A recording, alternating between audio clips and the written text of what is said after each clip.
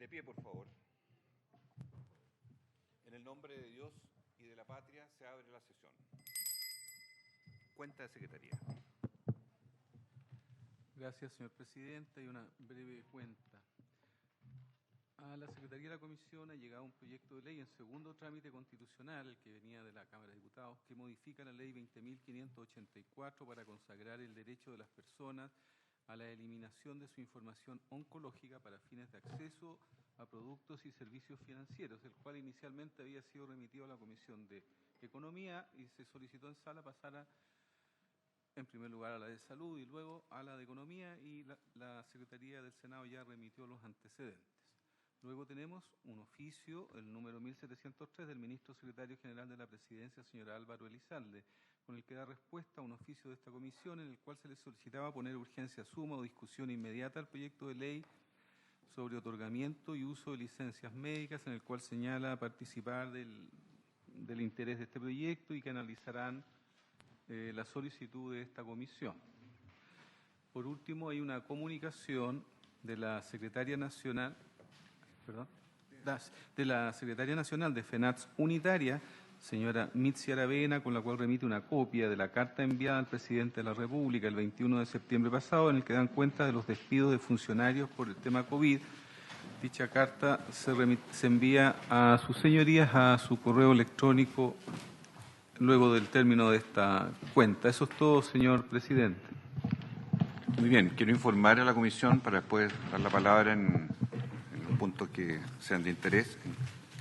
Como hemos tenido un receso por semana regional, dar cuenta de que el comité técnico que se aboca a los temas relacionados a la ley corta de ISAPRE envió nota para que también se distribuya, si es que no la han visto todos los integrantes, firmada por don Emilio Santelices, a nombre de los senadores de Chile Vamos, y Cristóbal Cuadrado, a nombre de los senadores de Gobierno, en la cual nos pide, por razones fundadas, una ampliación de 15 días, a contar de la semana pasada, respecto a la evaluación del informe final del comité técnico, atendida las posibilidades reales de acercamiento que han tenido ellos, pero que faltaba todavía un pequeño margen de poder consensuar mejor las fórmulas que nos permitan iniciar en la primera semana de octubre, nosotros ya la votación en particular, para que ojalá la sala lo despache a fines del mes de octubre el proyecto de ley.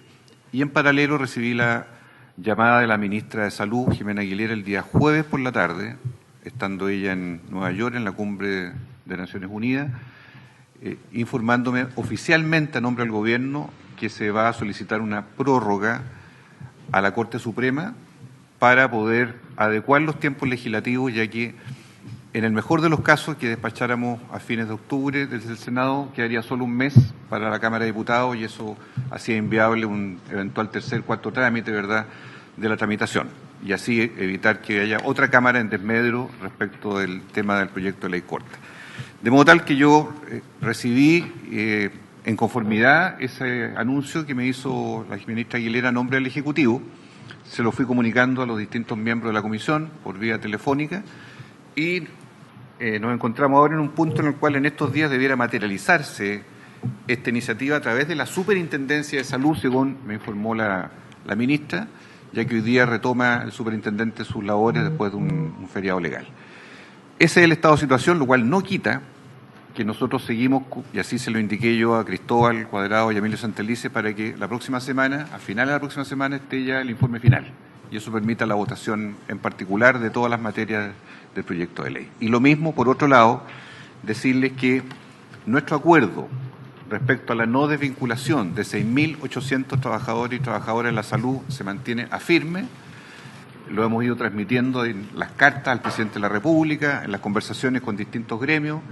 Estamos a 25 de septiembre, entendemos que desde el 30 de septiembre empiezan a notificarse funcionarios en todo el país de desvinculación, lo cual es extremadamente delicado y grave, ya que sorprendernos en plena discusión presupuestaria que empieza el 30 de septiembre, en medio de una ola de despidos dentro del sector, aparece como algo totalmente inconducente. Espero yo que el Ejecutivo reflexione, tome en cuenta lo que significa tener una nueva crisis en el sector, ahora por salida de funcionarios que son reconocidos en el ámbito permanente de listas de espera, pabellones, etcétera. Esas son las dos informaciones que yo quisiera dejar puestas en la mesa y le ofrezco la palabra para puntos de la cuenta y varios. Senador Chaguán, senador Gaona, senadora Órdenes. Sí, presidente, primero efectivamente comentar que durante el receso legislativo hemos estado muy activos trabajando con el comité técnico y también con usted, presidente, para ir generando los espacios necesarios. Quiero contarle a esta comisión, para sincerar completamente el tema, que en un momento tanto el presidente de esta comisión como el presidente de la Comisión Mixta de Seguro Catastrófico en Salud, los presidentes de FONASA, íbamos a emitir una declaración apremiando al gobierno para que patrocinara justamente la reforma y por otra parte también dando también un poco más de espacio de tiempo, porque se requiere por parte, y esto fue lo informado en términos gruesos, no en términos de pormenorizadas, sino que más bien en términos de pormenores, sino más bien en los temas gruesos, arquitectónicos, digamos, cómo era posible resolver el cumplimiento del fallo, de los dos fallos de la Corte Suprema, dar viabilidad a la provisión mixta en salud y también asegurar el fortalecimiento de FONASA para administrar de mejor manera las listas de espera, pensando en la vergüenza moral que significa que en nuestro país mueran 19.000 personas en lista de espera en el primer semestre del año recién pasado. Entonces, en ese contexto es que la ministra de Salud y el Gobierno reacciona señalando que va a entregar un poco más de plazo. Esta comisión ha sido particularmente, yo diría, proactiva en términos de pedir que se dé espacio para que lleguemos a un acuerdo que viabilice justamente cumplimientos del fallo de la Corte Suprema, los dos fallos, pero también fortalecimiento FONASA y, por supuesto, entender claramente que acá está en juego la provisión mixta en salud, pero además está en juego una crisis sistémica si es que no se adopta un buen acuerdo. Entonces, señalarle que eso también fue parte de esa conversación. Entonces, presidente, decir y transmitir de que estos días fueron extremadamente trabajados. Tuvimos muchas reuniones también por Zoom y presenciales justamente para posibilitar justamente ese escenario. Gracias, senador Chaguán. Así fue exactamente. Me quedé corto en la explicación inicial. Senador Gaona. Gracias, presidente. Sí, efectivamente, también poder manifestar que estuvimos permanentemente al tanto del tema y de todo lo que acaba de señalar el senador Chaguán y también emitimos nuestras opiniones y todo ello. Pero a mí yo quisiera que me aclarara, presidente, porque en definitiva la primera semana de octubre es la próxima. Por lo tanto, se sesiona lunes, martes y miércoles, después no tenemos sesión hasta el lunes 2. Por lo tanto, yo entiendo que el día 2 empezamos a votar. ¿El día? 2 de octubre. Perdón, el lunes 2 de octubre. Deberíamos empezar a votar. Eso significa que el gobierno debiera esta semana pedir la prórroga a la Corte Suprema, no solo pensando en el fallo de la tabla de factores que vence el 30 de noviembre, sino especialmente lo del fallo GES. Porque si pide las cosas a media, todo lo que el esfuerzo que se ha hecho no va a servir para nada. Por lo tanto, sin perjuicio e independiente de que si el gobierno pida o no pida más plazos, yo quiero quiero pedirle, presidente, que empecemos a votar el día 2. Porque en caso de que el gobierno no cumpla, que yo creo que sí, que va a cumplir, pero si no cumpla o cumple de manera incompleta, porque esto no solo falla tabla de factores, fallo GES también, poder comenzar a votar el día 2 de octubre, como usted lo ha señalado, presidente, y que no haya más plazos de ninguna especie. Porque yo creo que ha pasado demasiado tiempo ya, el Comité Técnico ha tenido la solución hace harto rato ya, y aquí ha faltado cierta voluntad más de acuerdo, y especialmente por parte del gobierno. Por lo tanto, yo quisiera que dejar eso bien establecido aquí y que pudiésemos partir votando el día 2 de octubre. Ya.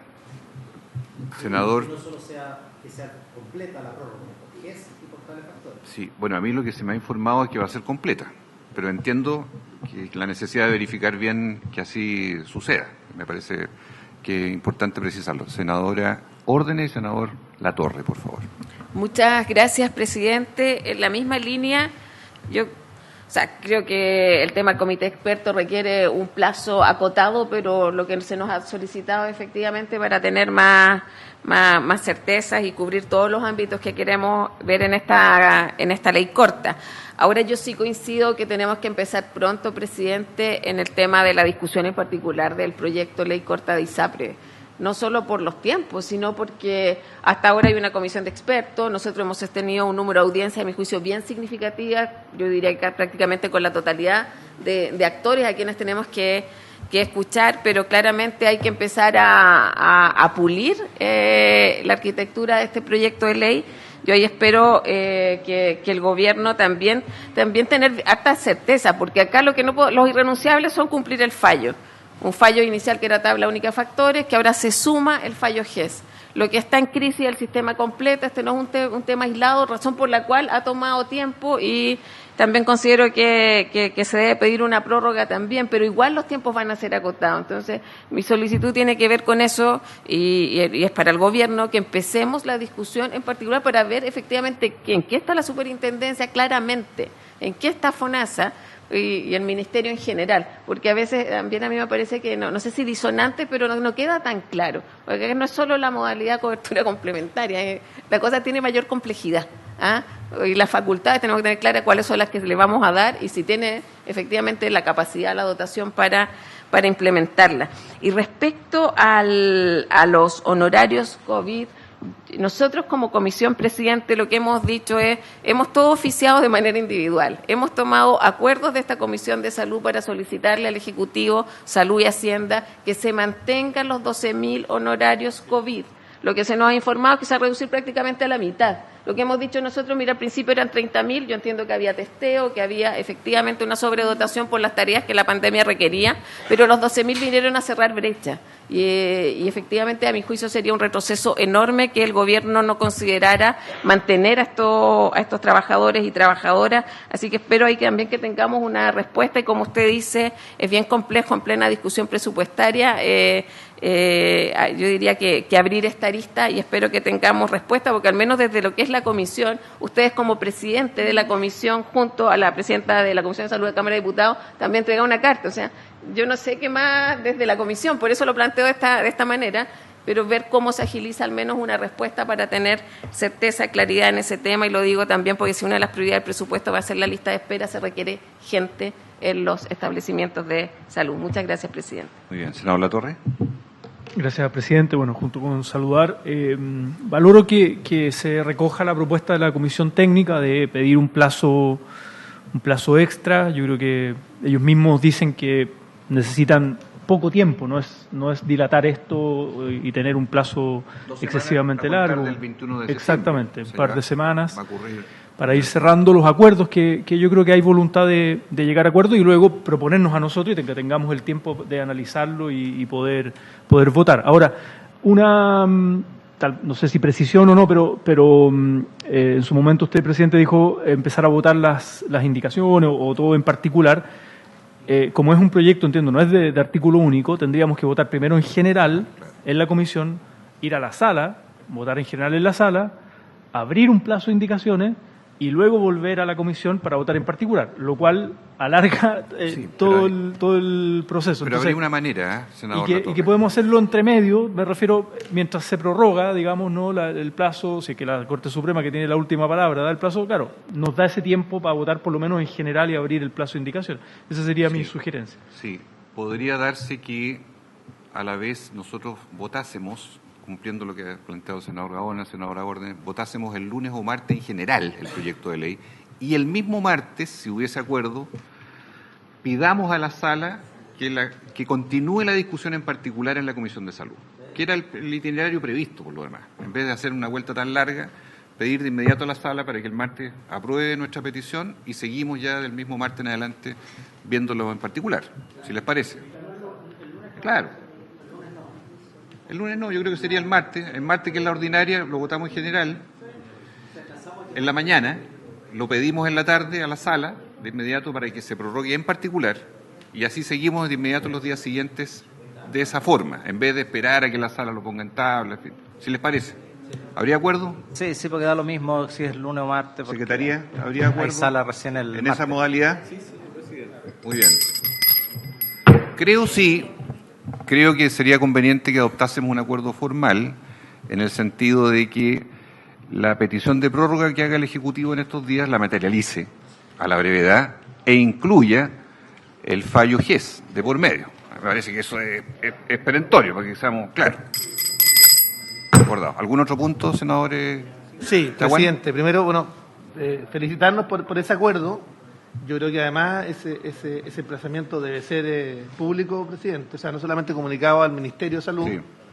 porque acá lo responsable justamente no puede ser esta Comisión de Salud y el Comité Técnico. Recordar además que el Comité Técnico, y eso es muy bueno que quede de manifiesto y en las actas, ha sido una iniciativa de esta comisión, no del gobierno. Así es. El comité técnico que está tratando de resolver el problema es un comité técnico que surgió de esta comisión y ha sido convocado desde esta instancia legislativa, y por tanto acá hay que apremiar al gobierno para que asuma la responsabilidad. Estas materias requieren patrocinio del Ejecutivo. Sin la voluntad y el compromiso del gobierno en esta materia, mire, la Comisión de Salud podría haber hecho todo el esfuerzo necesario, haber logrado el acuerdo, un acuerdo sustantivo, pero si no tiene el empuje, vamos a tener un problema. Eso es lo primero. Lo segundo, presidente, respecto a los funcionarios de la salud. Presidente, yo lo que soy partidario que volvemos a oficiar al ministro de Hacienda, que no vino a esta comisión, y a la ministra de Salud, porque creemos que claramente que la brecha funcionaria es absolutamente necesario resolverla. Habrá que reasignar tareas, por supuesto que habrá que reasignar tareas, pero acá tenemos una oportunidad única para los efectos de ir resolviendo las brechas de funcionarios que inciden también en las listas de espera y la atención usuaria. Entonces, si no lo hacemos ahora, ¿cuándo? Entonces, yo quiero pedirle, presidente, que insistamos ante el ministro de Hacienda, que donde está el cuello de botella, digámoslo. La ministra de Salud ha tenido la mejor voluntad, pero acá tenemos un problema en Hacienda para poder resolver esta materia. Y tercero, presidente, yo quiero tratar brevemente algunas materias que me parecen, solamente telegráficamente, que me parecen importantes. Enfermedades raras poco frecuentes. Ese proyecto esperaba las indicaciones del Ministerio de Salud y no han llegado. Y quiero señalarlo. Enfermedades raras poco frecuentes, es absolutamente necesario que podamos tramitarla. Segundo, investigación científica para fines farmacológicos. También es un proyecto que está para sala y que en definitiva necesitamos justamente tramitarlo a la brevedad. La investigación científica para fines farmacológicos. Tercer tema, ley de fármacos 2. Escúchenme, yo soy presidente de esa comisión mixta y yo no quiero pasar a la historia como el que no ha querido tramitar el proyecto. He insistido en todas las materias, de todas formas, al gobierno para que lo empuje y el gobierno no lo empuja. Entonces, ley de fármacos 2, yo quiero aprovechar, por favor, sí. Es absolutamente necesario sacar a lo menos el acuerdo en la materia en que haya acuerdo y despacharlo, pero no podemos tener un proyecto de esa envergadura parado. Y tercero, el proyecto de alfabetización sanitaria. Yo, presidente, los países que han avanzado en alfabetización sanitaria son países que han reducido la brecha de las tasas de morbilidad. Tenemos el proyecto en esta comisión de pedido, por favor, porque ese proyecto hay que traerlo acá, desde Constitución para acá.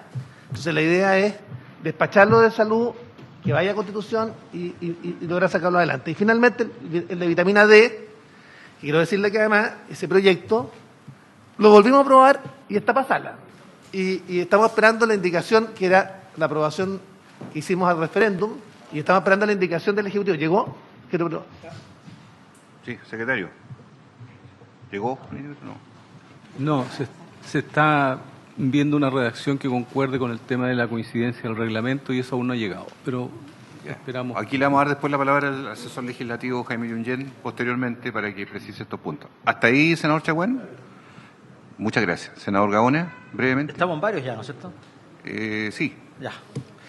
Respecto de lo mismo, o sea, de varios presidentes, hace varias semanas atrás, deben ser 3 o 4 semanas, aquí le pedimos a la subsecretaria de Salud que nos informara qué es lo que ocurre con el cambio de tratamiento del HPV. por la vacuna tetravalente, por la nueva valente, considerando de que ya el año pasado se lo habían pedido, o el laboratorio que está actualmente a cargo de ese tratamiento, lo que está ofreciendo, entiendo yo, de que con el mismo presupuesto de la tetravalente se empieza a otorgar la nonavalente. Y eso no tenemos noticia, eso se pidió hace 4 semanas atrás, a la misma subsecretaria personalmente en esta comisión, y parece que... No, sí, 2 semanas atrás, 2 semanas atrás fue antes de salir de semana regional. Ya, no, se fueron 4 semanas. Está pendiente, sí. Entonces está pendiente eso, aprovechando que entiendo que está aquí representante de la subsecretaria de Salud, así que a ver si con usted resulta, pues. Si nos pueden hacer llegar la información de la razón de por qué no se acepta este cambio. ¿Qué razones? Si hay razones técnicas, a lo mejor no sé, pero ya llevamos 1 año perdido. ¿Por qué no se aceptó o no se ha tramitado este cambio de tetra por nonavalente para el virus papiloma humano, que es la que produce la mayor cantidad de cáncer cervicuterino, no solo en China, en el mundo? ¿Ya? Eso. Muy bien. Entonces, resumiendo, tendríamos... Perdón, senador Latorre, ¿usted había pedido la palabra? No, ya.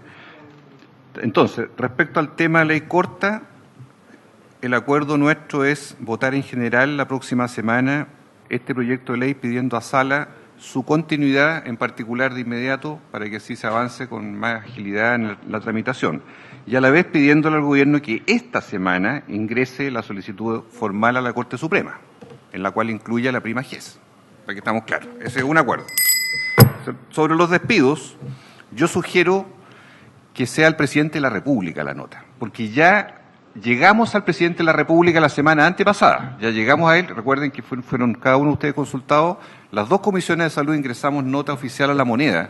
Entonces creo que hay que mantener la interlocución en el alto nivel que ya se sostiene, y ahí lo podamos hacer.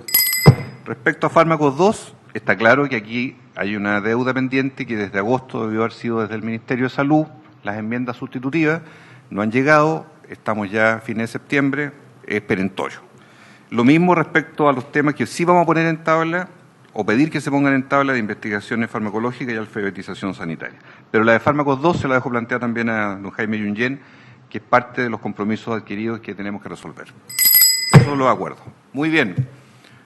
¿Algún comentario, señor Yungén, don Jaime, sobre las enmiendas pendientes?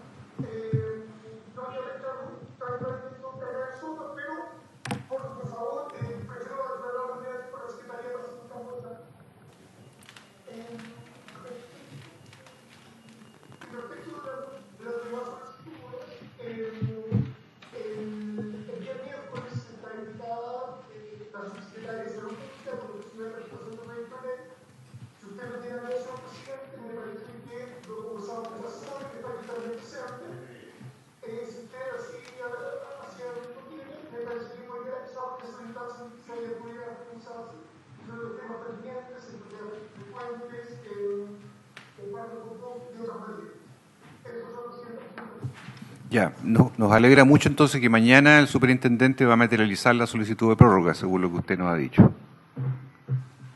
Muy bien.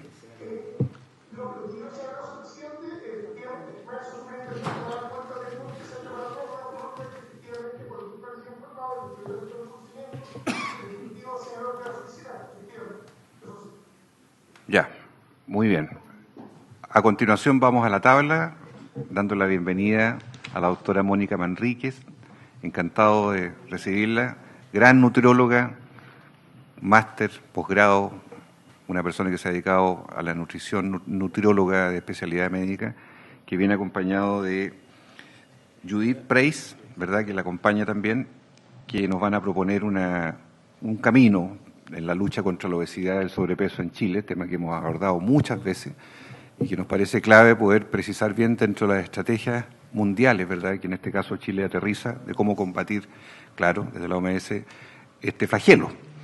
Y nuestra subsecretaria de Salud Pública, subrogante, Camila, el apellido no me acuerdo, Camila Silva, sí, que ya nos ha acompañado otras veces, pues la subsecretaria titular está como ministra del ramo, de la cartera. Así que bienvenida, Camila, también para en segundo término conocer la opinión del Ministerio de Salud sobre la materia. Le ofrecemos la palabra entonces con PowerPoint a Mónica Manrique.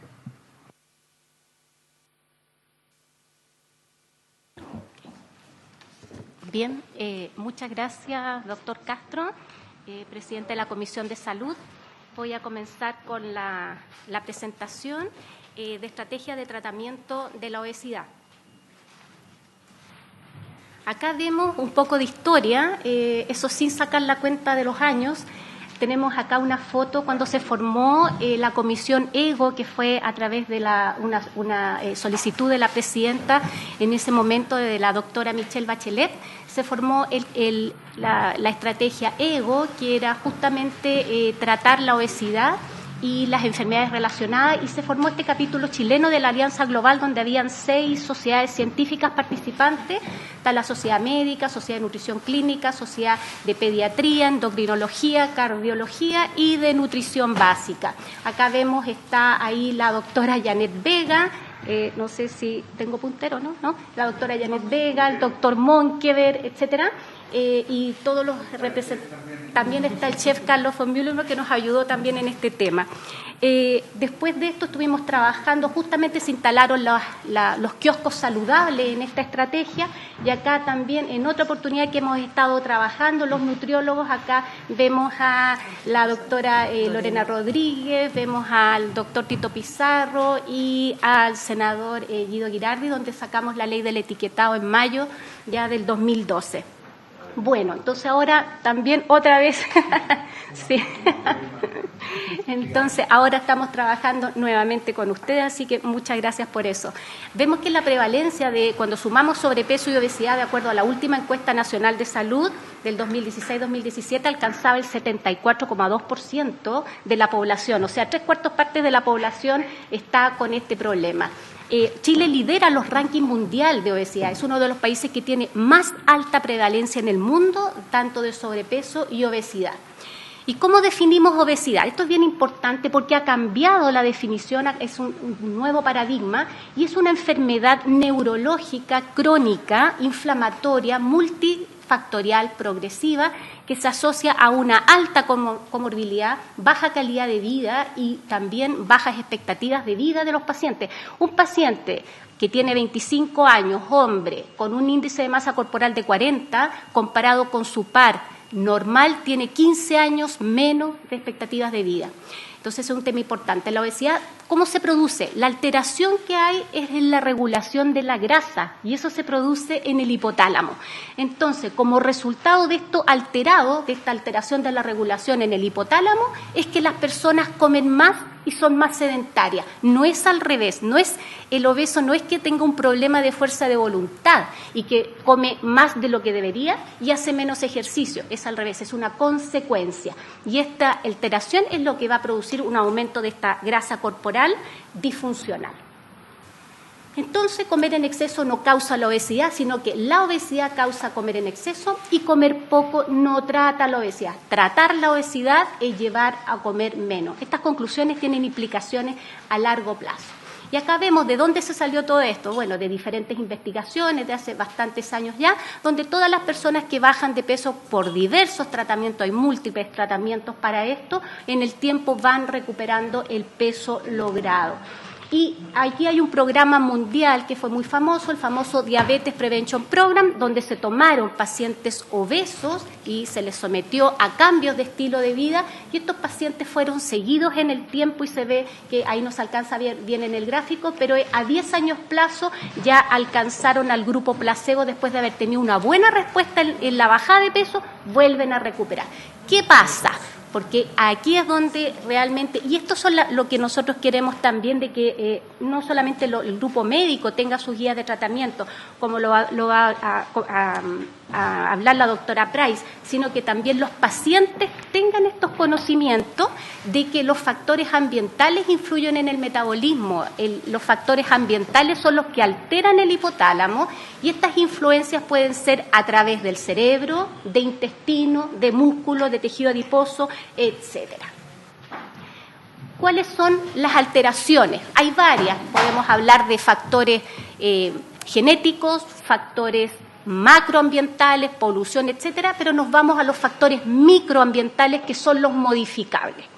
Y vemos que años de exposición a constituyentes de la alimentación anormal, un músculo poco saludable, alteraciones en el ritmo del sueño, alteración en los ritmos circadianos, y sexto, medicamentos que aumentan del peso, que son de común uso, vamos a ver de que eso nos sube el nivel regulado en el hipotálamo, nos sube de peso. Y por otra parte, como bajamos el set point de la masa grasa, ¿cuáles son los tratamientos? Primero, cambios de estilo de vida, no da más allá del resultado de un 3 a un 5%, no nos da más el cambio de estilo de vida, eso es lo que hay.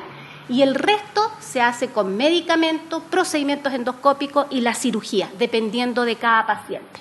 Vemos también de que esta obesidad, este aumento de la grasa corporal, es disfuncional, es una grasa anómala que va produciendo alteraciones metabólicas, inflamatorias, neoplásicas, etcétera. Vemos enfermedades muy frecuentes como la hipertensión de alta prevalencia en nuestro país, problemas de tipo diabetes, alteraciones de tipo alteraciones de colesterol, triglicéridos, y hay 13 tipos de cáncer que están directamente asociados al aumento de grasa, es decir, a la obesidad en las personas.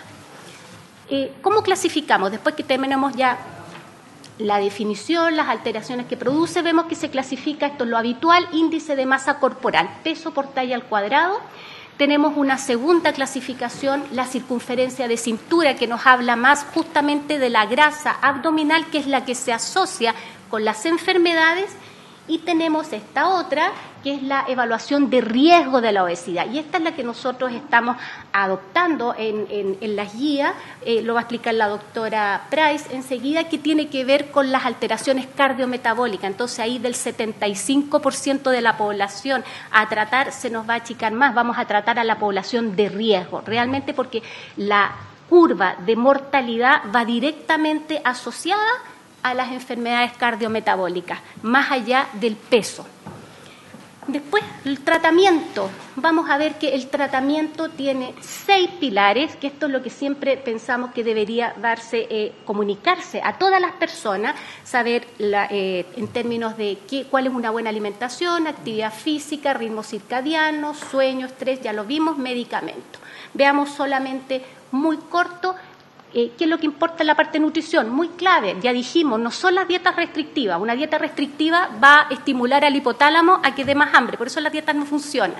Entonces, tenemos que cambiar la química de los alimentos, y ahí está lo que más se usa aquí en Chile, porque se relaciona con nuestro tipo de alimentación, que es la dieta mediterránea. Y nosotros los nutriólogos en general usamos dieta mediterránea modificada, es decir, le aumentamos las proteínas. Eso es la parte de modificación, que consiste en granos integrales, verduras, proteínas, ojalá proteínas del tipo pescado, o las legumbres que también tienen buenos aportes. Sí, aquí nos está viendo mucha gente en el país que está distante de los temas más finos de la medicina. Explique, por favor, cuando habla de la proteína, del grano, ¿de qué alimento estamos hablando? Póngalo con pera y manzana, por favor, porque esto es muy importante que se entienda correctamente por todos. Perfecto. Cuando hablamos de la dieta mediterránea, por ejemplo, vimos frutas, verduras, granos integrales, nos referimos legumbres, porotos, lentejas, garbanzos, y la proteína es carne, pollo, pescado, legumbres. ¿Cuáles son las más sanas? Las legumbres y el pescado. Ejemplo, un plato típico chileno, cazuela. La cazuela es un plato completo, con ensalada chilena y una naranja de postre. Espectacular. Eso uno dice, pero ¿cómo voy a comer eso si yo estoy haciendo dieta? Tengo que comer lechuga con huevo duro. No, eso no es dieta. Y el caldo, es un doctora, error. el caldo de la cazuela. También. ¿Cómo lo hacemos ahí? Claro, lo que pasa es que también es rico, tómeselo todo, doctor.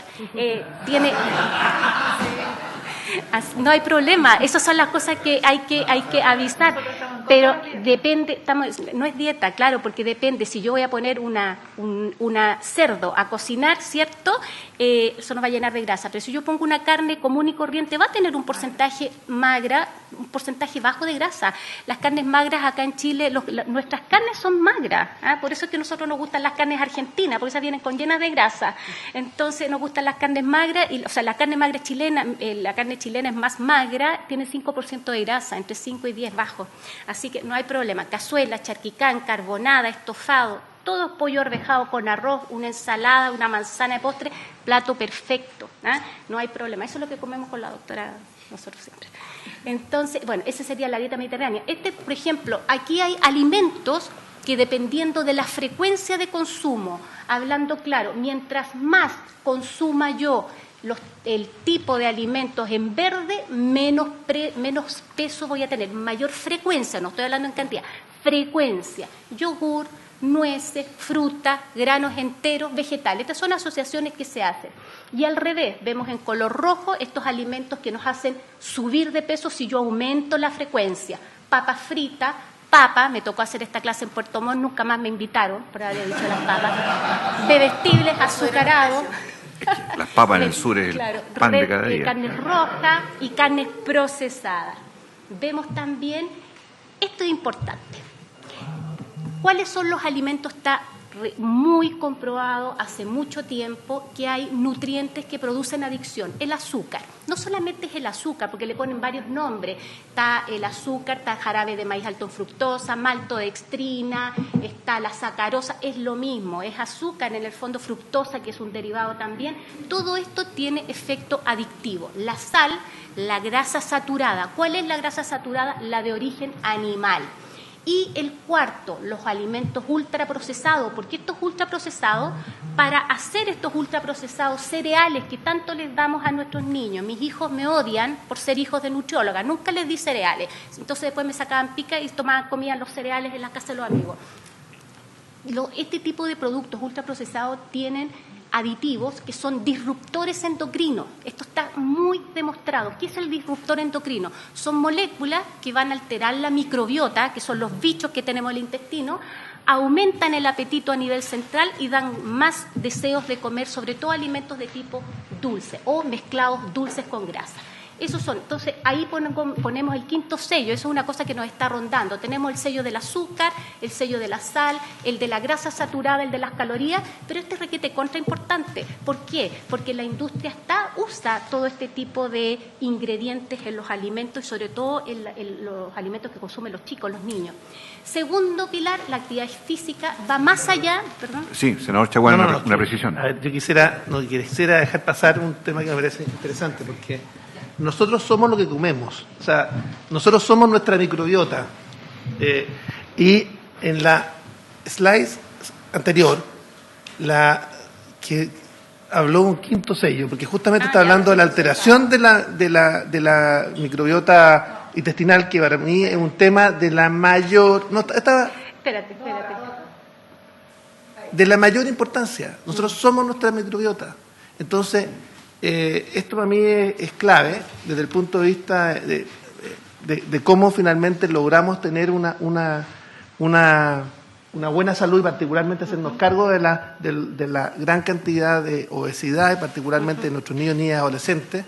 Y por tanto, sobre el quinto sello, me gustaría que usted pudiera, si le parece, presidente, o al final. Al final puede ser al final. Perfecto, Al final. porque es súper Prosiga, importante. por favor, doctora. Perfecto. Manrique. Más allá, la actividad física, esto es el ejercicio que va más allá del gasto energético. O sea, yo no hago ejercicio porque caminé 1 hora, quemé 200 calorías, entonces mejor me como una manzana menos, porque si hago matemática pura, entonces no sería necesario.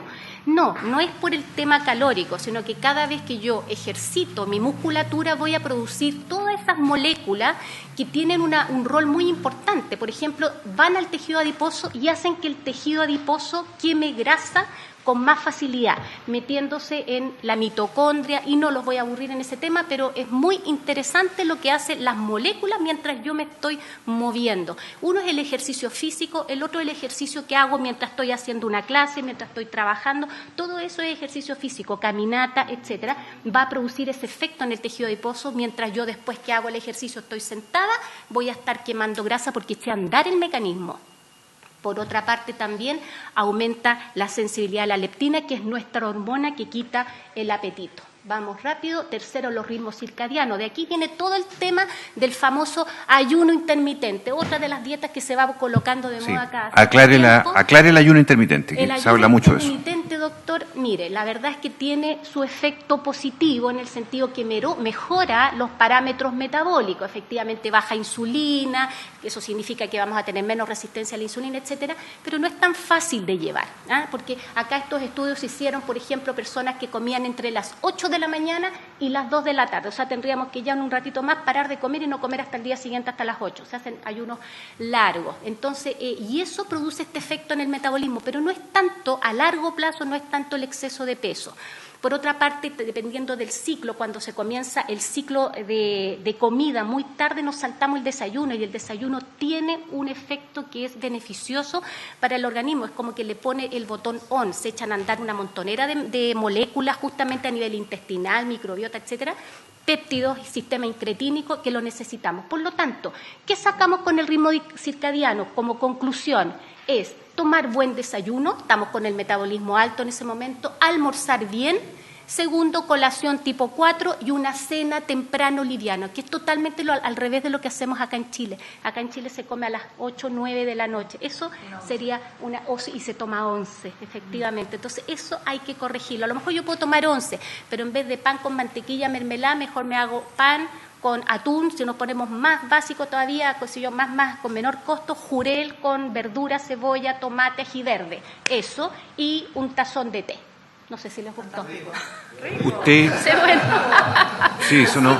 Y limoncito. Perdón, y cilantrito. doctora, para precisar, ¿es cierto que para bajar de peso hay que limitar después de las 5, 6, 7 de la tarde la ingesta de hidratos de carbono y grasa? ¿Es correcta esa idea? Sí, tiene una base. Los carbohidratos, el ideal es comerlos hasta temprano, efectivamente, porque los carbohidratos nos suben la insulina. Es respuesta. Como algo con carbohidratos, arroz, papas, fideo, el ideal es comerlo al almuerzo y no en la última comida, porque subo los niveles de insulina, y la insulina es una hormona formadora de grasa que me enlentece el quemar grasa. Entonces, cuando yo me vaya a dormir, mientras menos insulina tenga en mi organismo, mejor voy a tener el proceso justamente de lipólisis, que es quemar grasa. O sea, hidratos de carbono no... En la cena no. El ideal es que, o si no, que sean hidratos de carbono complejos. ¿El arroz qué es para este efecto? El arroz integral es complejo porque va con la semilla, va con la fibra. Si es blanco se comporta como refinado. Ya. La papa muchas veces se comporta también como refinada. Por eso de repente es bueno comer estas papas con piel y todo asá. Exacto. Tiene mucho más fibra y con verduras. Siempre mezclan, no el arroz con carne. El arroz que vaya con zanahoria, pimentón. Por eso teníamos al chef, y que hicimos un recetario espectacular con él. Así que eso es lo que está. No, pero yo sé que de repente la desvío, la llevo por otro camino y vuelvo. Y lo peor de todo, que entre colegas no nos cobramos, así que ni siquiera le puedo cobrar, porque es colega. Nos conocemos hace tantos años. Ni siquiera me va a pasar el bono. Ya. Sí, Cuarto punto. El sueño, dormir 7 a 8 horas diarias beneficia el metabolismo, porque si yo duermo menos de 5 horas, miren lo que pasa, aumenta la grelina, una hormona tremendamente aumentadora del apetito, y baja la leptina, que es la hormona que me quita el apetito. Entonces, necesito dormir 7 a 8 horas diarias. Y el último es el estrés. El estrés y la obesidad, vemos que el estrés agudo, que significa si entra un par de leones aquí a esta sala... Ha pasado. andan rondando leones. Si entran 2 leones, se nos va a echar a andar la médula adrenal, se activa el sistema nervioso simpático y se nos disminuye el apetito. Nadie se va a acordar de comer si es que entran los 2 leones mientras hasta no lo... El estrés crónico es el otro, es la vida, suena como medio filosófico, es estrés crónico, es la vida.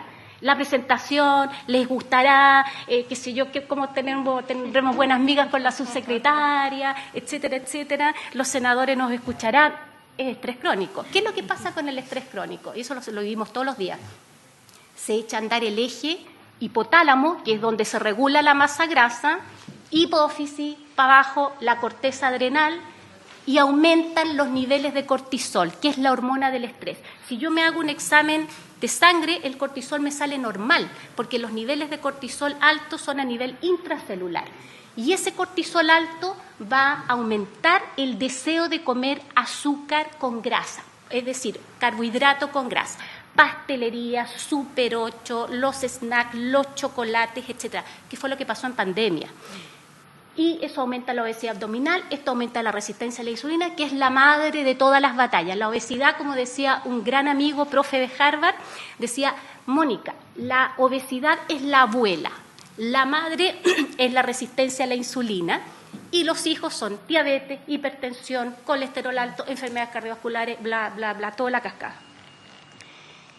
Otra cosa, todo esto están interconectados. O sea, si yo hago actividad física, tengo una química de dieta, no dieta restrictiva, tengo una química de alimentación buena, voy a tener un sueño mejor, voy a tener menos estrés, etcétera. Está todo relacionado. Acá están así una foto nomás de que hay que enseñarle a los médicos que hay muchos medicamentos que aumentan el apetito. Ahí vemos, por ejemplo, antihistamínicos, la cetiricina, vemos glucocorticoides, anticonceptivos a través de, con progestágenos, aumentan muchísimo. Todo esto que se ponen las inyecciones muchas veces las mujeres por 3 meses, que ese progestágeno aumenta mucho de peso, inductores del sueño, etcétera, etcétera, etcétera. Entonces esto hay que tenerlo en cuenta porque son los que son causantes del 15%. Una precisión ahí. Vuelva atrás, por favor. Inductores de sueño. Espérate.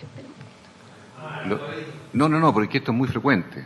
Y aquí me coloco también como ejemplo, uno toma inductor de sueño de tanto en tanto. Y claro, entonces uno dice 15% de exceso de peso. Y estos no son benzodiazepínicos. Salvo el midazolam, que está ahí, pero el solpidem, sopiclona, por ejemplo, o su derivado, ¿por qué no lo precisa, por favor? Exacto. Precíselo. Efectivamente, o sea, todas estas moléculas se han asociado, por ejemplo, vamos viendo, sulfonilurea, las tiazolinediona ya prácticamente no se usan, pero las sulfonilureas están en todo y el los antidepresivos. Usted puso los antidepresivos. antidepresivos. Claro, que te comentaba desde los hipoglicemiantes. Los antidepresivos, está la paroxetina, que también, la paroxetina, por ejemplo, se asocia a un aumento de 2-3 kilos. ¿Te fijas? Por ejemplo, los antipsicóticos se asocian a subidas de 8 kilos. Es mucho. Por eso cuando un médico, un psiquiatra da un antipsicótico, que no es solamente para la psicosis, esquizofrenia, no, es para la depresión mayor, para los trastornos bipolares de tipo 2, todo eso, ese grupo de pacientes que son muchos, usan antipsicóticos y se recomienda que cuando se usa antipsicótico hay que iniciar inmediatamente el tratamiento con metformina. Se asocia a cosa de frenar este síndrome metabólico, de todo lo que significa la cascada de resistencia a la insulina y todo el tema. Entonces, cada uno tiene, los inductores del sueño están asociados también alrededor de 3 kilos de más. Entonces, el problema es que se van sumando. Si una persona toma, por ejemplo, un antidepresivo, paroxetina, toma también, además, le duele, qué sé yo, la columna y le dan pregabalina. La pregabalina también son como 3-4 kilos. Después para dormir el solpidem, después, qué sé yo, le dieron un antihistamínico, la cetiricina. Entonces eso se va sumando y va produciendo un efecto. Entonces lo primero es se evalúa y se ve el listado de medicamentos a ver qué puedo reemplazar o hablar directamente. Nosotros no podemos sacar el antipsicótico, pero sí hablar con el colega psiquiatra, oye, ¿sabes qué? Estamos en esta, partamos con metformina, cambia, etcétera, porque hay algunos que producen mucha, como la olanzapina, mucho aumento de peso y el aripiprazol es menos, ¿ya? Entonces todo eso hay que tenerlo en la evaluación. Y por último, los medicamentos. Acá están los medicamentos que están disponibles en nuestro país. Aquí están los diferentes sitios de acción, cerebro, etcétera, estómagos, sistémico, ¿no? Y acá por último vemos que la cirugía bariátrica en promedio baja un 30% del peso. cuando vemos la línea de cambios de estilo de vida, vemos que no es más allá de un 5 y es momentáneo, porque después con el tiempo el seguimiento tienden a recuperar esos kilos. Sin embargo, ya tenemos medicamentos que bajan un 10%. Cuando una persona baja el 10% de su peso, se producen cambios significativos en todos sus parámetros metabólicos, o sea, totalmente positivo, es decir, tanto los hipertensos, los diabéticos. Bajar un 10% le significa mejoría de los parámetros metabólicos. Y la mayoría de los medicamentos bajan entre 8 y 10%. Han aparecido los análogos GLP-1, que son la vedette ahora, semaglutide, que baja 17% de promedio. Viene otro que ya se vende en Estados Unidos, el tirzepatide, que en promedio baja 22%. Para el 2025 viene semaglutide con cagrilintide, que es un agonista de la amilina, puros péptidos, puras moléculas, y ahí vemos, y estos bajan, cada vez van ahí, baja 25%. O sea, cuando nosotros ponemos esto con la doctora Price, los cirujanos normalmente se infartan. Se les acaba la pega a los pobres. Bueno, acá esta es el resumen de las guías clínicas que hizo la doctora Price, que fue un trabajo titánico, realmente. Esto ella tomó de ejemplo las guías canadienses, se postuló a un concurso para poder adoptar estas guías, que lo hace en Canadá, y se están ¿cómo se dice?, divulgando en diferentes sociedades. Ahora estuvimos en el europeo y está Irlanda también lo está tomando, y Chile es uno de los países pioneros. Ella les va a comentar más, yo no quiero, pero realmente es un trabajo increíble y ahora le invitan de todas partes. Entonces, por lo menos queremos implementarlo acá en Chile, porque está invitada a todas partes, porque en el resto del país, Europa ya lo adoptó en 2021, las reconoció como guías de tratamiento. Entonces están todos los países en el momento de la implementación. Conclusión, queremos 3 cosas: que sea reconocido como una enfermedad crónica de alta prevalencia en nuestro país, porque no voy a repetir. Creemos que debería formarse el grupo de trabajo bajo la tutela del grupo de expertos del Ministerio para implementar las guías de práctica clínica para el manejo de la obesidad en adultos en Chile, que diseñó la doctora Price, y presentarles a ustedes para que no nos dejen y poder llegar a puerto en 3 meses nuestros avances. Muchas gracias. La doctora Price va a partir ahora. Escuchemos a la doctora y después vamos al diálogo. Doctora Price. ¿Price o Price? Price. Igual que hay un programa que se llama Price, de ayuda a víctimas de... Ya, cómo no. Adelante, doctora, por favor. Vamos a hablar aspectos financieros. No me gusta hablar de plata, ya. Pero bueno, ya, hablemoslo después. Pero yo creo que va a salir más barato de lo que piensan. Siempre es más barato, exactamente. Ese es el punto. Gracias. Ok, avanza. Vale. Bueno, muchas gracias, presidente, senadores, subsecretaria, por la invitación y por el espacio de participar. Gracias a la doctora Manrique también por la introducción. Bueno, una sutileza, no fui yo la que hizo la guía, yo lideré el equipo y efectivamente hice la postulación, pero aquí fue una amplia gama de profesionales de diferentes sociedades científicas, universidades, entorno privado, público, gente de Santiago, de regiones. Tratamos de que fuese lo más inclusivo posible, justamente para poder llegar a la mayor cantidad de pacientes que puedan verse beneficiados por esto. Y un poquito quiero aquí, profundizar en algunos temas. Nosotros sabemos que la obesidad es una enfermedad. Nosotros como clínicos ya estamos aburridos de hablar entre nosotros de que la obesidad es enfermedad. Lo que queremos es empezar a que el resto de la gente lo empiece a entender. La obesidad es una enfermedad en sí misma, no es una opción de la gente, no es una falta de fuerza de voluntad, no es solamente un factor de riesgo como nos enseñaron a nosotros en la universidad, sino que es una enfermedad propiamente tal que desde 1948 la OMS la propone como tal. Acá en Chile, sin ir más lejos, hace 1 o 2 años atrás por votación unánime se definió que la obesidad era una enfermedad y que teníamos que hacernos cargo como país. Y bueno, aquí estamos nosotros también poniendo nuestro conocimiento para ofrecerlo y poder ayudar en esto. Existen múltiples sociedades científicas a nivel mundial que están de acuerdo con este punto de entender la obesidad como enfermedad.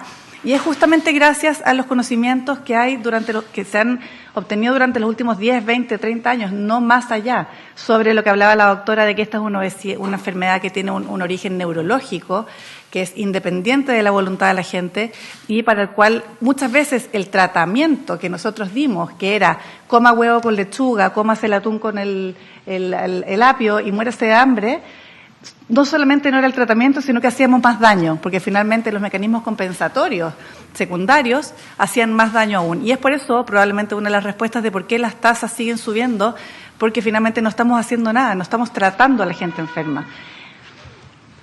¿Cómo estamos acá en Chile? ¿Qué estamos haciendo nosotros? Acá en Chile, a nivel local, el único documento oficial que hay a nivel de ministerio es esta norma técnica del año 2004, que es una norma que habla sobre el manejo de la obesidad mórbida en pacientes que son candidatos a cirugía bariátrica.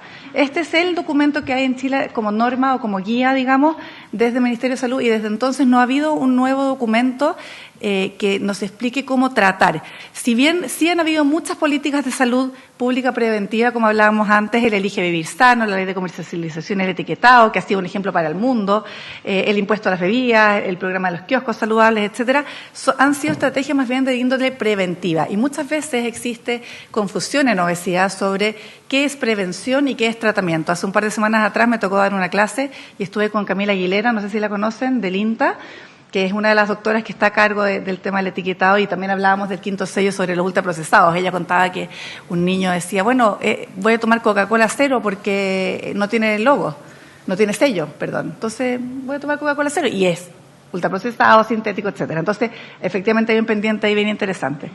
Pero todos los enfoques han ido hacia una metodología más bien preventiva, más que hacernos cargo de los enfermos. Entonces, es ahí donde creo que gracias al conocimiento que la doctora trató de explicar ahora, entendemos que una cosa es la prevención y otra cosa es el tratamiento, y es lo que queremos proponer acá. La misma OCDE dio algunas recomendaciones para mejorar la salud pública en términos de obesidad, involucrando la participación de pacientes. Es algo en lo que estamos, y mejorando la alfabetización en salud, como comentaba el senador, que es algo que está muy pendiente y que uno lo ve en otros países, cómo las organizaciones de pacientes están activas, forman parte de sus opciones de tratamiento. En este minuto estoy formando parte de un working group internacional, justamente para ir cambiando los objetivos en términos de outcomes que se miden para el tratamiento de la obesidad. Hoy en día, el outcome para que la FDA o la EMA o el ISP aprueben un medicamento es si es que el medicamento logra una pérdida de peso de al menos un 5% en comparación con placebo. Es decir, el outcome principal es la pérdida de peso. Pero hoy, con todo lo que sabemos científicamente, es que la pérdida de peso es solo uno de los parámetros que nosotros necesitamos para mejorar la calidad de vida del paciente. Y estamos buscando otros outcomes junto con pacientes para que también la FDA y los diferentes entes consideren también estos otros outcomes para mejorar la calidad de vida. Entonces, también en la misma línea de la OMS que comentaba el senador Gaona al principio, sobre el plan que tiene la OMS, la Asamblea de Salud del año 2022, ellos adoptaron y apoyaron esta estrategia que es el plan de aceleración para detener la obesidad, parte de los cuales Chile es uno de los países que está en punta de lanza, entiendo, de la OPS. Los voy a aprovechar de dejar invitados. Tenemos un workshop que vamos a traer a una especialista, a la doctora Jimena Ramos Salas, que está conectada ahora. Ella es asesora de la OMS, con quien trabajo, y va a venir, si Dios quiere, a fin de año, y vamos a hacer un workshop justamente con diferentes stakeholders, tanto del gobierno como de la academia, de diferentes pacientes, etcétera, justamente para poder empezar a trabajar y realmente empezar a mover esto y que no quede en una mesa. Así que los dejo invitados a esa actividad anticipadamente. Entonces, bueno, en este contexto, entonces, en el que sabemos que la ciencia ha avanzado, que ya tenemos órganos donde sabemos que está el problema de la generación de la obesidad, sabemos que también la obesidad, bueno, la doctora lo comentó, hay un tema genético muy importante también. O sea, hay países que tienen un 5% de obesidad, como Holanda, por ejemplo, pero porque la genética holandesa es diferente que la nuestra. Nosotros tenemos una alta carga genética de obesidad y eso va a determinar también que nuestra población tenga los números que tenemos. Entonces, tenemos ciencia, tenemos fármacos que mencionó la doctora, tenemos cirugías, tenemos procedimientos que durante los últimos 20 o 30 años han aumentado explosivamente y seguimos sin tener guías. cómo estamos tratando a nuestros pacientes. Entonces, bueno, yo formaba parte el año 2019 del directorio de la Sociedad de Cirugía Bariátrica como médico nutriólogo. Es una sociedad interdisciplinaria que no es solo de cirujanos, de hecho yo los mandaba muchas veces, a la nutrióloga. Y bueno, estuvimos trabajando durante un tiempo nos reunimos con FONASA, se dio soporte legal a una ONG que en ese momento se llamó 300.000 Mórbidos, hoy en día se llama Asociación Chilena de Pacientes que Viven con Obesidad. Hicimos una presentación en la Comisión de Salud que la hizo el doctor Patricio Lamosa en ese momento. Nos reunimos con diferentes siglas, DIPRESE, ETESA, etcétera, en diferentes momentos. Nos reunimos con el programa Elige Vivir Sano. Y finalmente, bueno, el 2020, cuando los cirujanos estaban súper aburridos que no podían operar y nosotros estábamos también todos en la casa, dijimos, bueno, empecemos a trabajar, nos tomamos el tiempo, armamos un comité con algunas especialistas de diferentes áreas. Empezamos a recaudar fondos y nos juntamos con la Fundación Epistemónicos, que es una ONG, no sé si la conocen, que la lidera el doctor Gabriel Rada, y que es una fundación independiente y con quienes queríamos trabajar para poder diseñar una guía local. Estábamos en eso cuando aparece esta posibilidad de aplicar a esta guía canadiense. La guía canadiense es una guía que fue bastante rompedora de límites en muchos aspectos. Apareció en todo el mundo, digamos, fue muy bullada justamente por esto de cambiar el concepto de obesidad de IMC alto a obesidad como enfermedad crónica que genera enfermedad desde el tejido adiposo disfuncionante, tanto en lo metabólico como en lo mental y como en lo funcional. Y eso fue muy aplaudido a nivel mundial. Y bueno, ellos, dado esto y dado que recibieron múltiples llamados, hicieron un concurso para ver si es que efectivamente esta guía podía adaptarse a otras realidades. Entonces, nosotros postulamos y como ellos eligieron un país latinoamericano y un país europeo, nosotros ganamos como Chile y en Europa ganó Irlanda. Y eso, bueno, evidentemente nos cambió el concepto de hacer una guía desde cero a hacer una guía entonces adaptada y ver si era posible hacerlo. ¿Por qué las guías canadienses? Muchas veces me preguntaron, bueno, Canadá es otro país, tiene otro sistema de salud, otro ingreso, otras enfermedades, otra epidemiología, etcétera. Pero esto es súper importante. La guía canadiense fue una guía muy grande, les tomó 2 a 3 años de trabajo, participaron más de 60 investigadores médicos y involucró a pacientes, eso es súper importante. Revisaron más de 500.000 papers y ellos trabajaron con la Universidad McMaster, con el grupo de trabajo de metodología GRADE de la Universidad McMaster. Y hicieron finalmente, después de estos 3 años de trabajo, 80 recomendaciones que están subdivididas tanto para profesionales del área de la salud como para políticos y responsables de quienes determinan las políticas sanitarias y también con recomendaciones para pacientes que viven con obesidad. Ellos parten entonces cambiando la definición de obesidad del IMC sobre 30, ¿cierto?, a entender que es una obesidad, es una enfermedad que parte por el exceso de grasa que provoca enfermedad. No es solamente el exceso de grasa, sino que es el exceso de grasa que provoca enfermedad. La guía tiene como objetivo una búsqueda de la mejor calidad de salud integral, no solamente hacer perder al paciente 3 kilos o 5 kilos. Hoy en día yo en la consulta, nosotros probablemente hay veces que no pesamos a los pacientes. Si el paciente me dice, duermo mejor, tengo menos hambre, pienso menos en comida, aunque no haya bajado de peso, para nosotros eso ya es éxito, ya es mejoría de calidad de vida. Y eso es una de las cosas que la guía trata de transmitir. El éxito es diferente para cada individuo. Por ejemplo, una persona que tiene un IMC alto y que necesita operarse la rodilla, lo vamos a ver más adelante, para mí, más que baje 10 o 20 kilos, es que pueda volver a caminar sin 2 bastones y camine solo con uno, solamente por la pérdida del exceso de masa y de carga sobre esa rodilla que está dañada, ¿cierto? Entonces, el éxito hay que individualizarlo. Los mejores pesos pueden nunca ser peso ideal, y eso es súper importante para temas económicos también. Muchas veces se habla de que uno tiene que hacer que los pacientes bajen X cantidad de kilos para entonces sacarlos de obesidad y pasarlos a sobrepeso. Entonces, con eso los consultorios tienen el bono porque ya no tienen X cantidad de obesos menos y ahora son sobrepeso. Pero tal vez esos pacientes ahora con sobrepeso tienen depresión. O esos pacientes con sobrepeso están malnutridos porque hicieron dieta súper restrictiva. Y tal vez si yo sigo a esos pacientes en el tiempo, no van a estar con obesidad 1, sino que van a estar con obesidad 2, porque los mecanismos compensatorios hicieron que reganaran todo el peso perdido. Entonces, finalmente, la idea no es llegar a un peso ideal, sino que individualizar la meta para cada paciente. Y sigue siempre súper en la línea de hacer intervenciones precoces para prevenir la obesidad, antes de que aparezca la obesidad, porque es más fácil tratar y prevenir, ¿cierto?, que tratar la enfermedad. Entonces nos parecía que era una guía súper completa a la que efectivamente como país creíamos, o como médicos solamente, creíamos que podíamos sacar muy buenos resultados para nuestros pacientes. Propone entonces basarse en historia clínica, en el contexto del paciente, propone un approach alejado del estigma que tiene el tener obesidad. En este país el tener obesidad todavía sigue siendo, oye, ¿cómo no tenéis fuerza de voluntad? ¿Cómo no cerráis la boca? ¿Por qué no probáis con esta dieta? Entonces parte con las 5 A famosas que se han ocupado en otras enfermedades, también el alcoholismo, en otras cosas, pero que tienen que ver con preguntarle al paciente primero, con apoyar, con aconsejar y siempre desde entender esto como una enfermedad independiente de la voluntad, sino como una enfermedad propiamente tal como lo abarcaríamos a un paciente con depresión o con una artrosis de cadera. Nosotros nos hablamos así, ¿por qué decidiste tener una artrosis de cadera? ¿Qué pastel, cierto? No, esto es lo mismo con obesidad. ¿Qué es CC, doctora? ¿Ah? CC, ¿qué es? Perdón, IMC, circunferencia de cintura. Ah, ya para precisar bien. Entonces propone parte de eso, buscar 4 bases, las 4 M, que son las causas, las bases causales, ¿cierto? Que son condiciones mentales, condiciones mecánicas, condiciones metabólicas y también las condiciones monetarias de los pacientes para poder hacer una evaluación completa. Y finalmente también propone evaluar la severidad de la enfermedad, no únicamente en base al peso.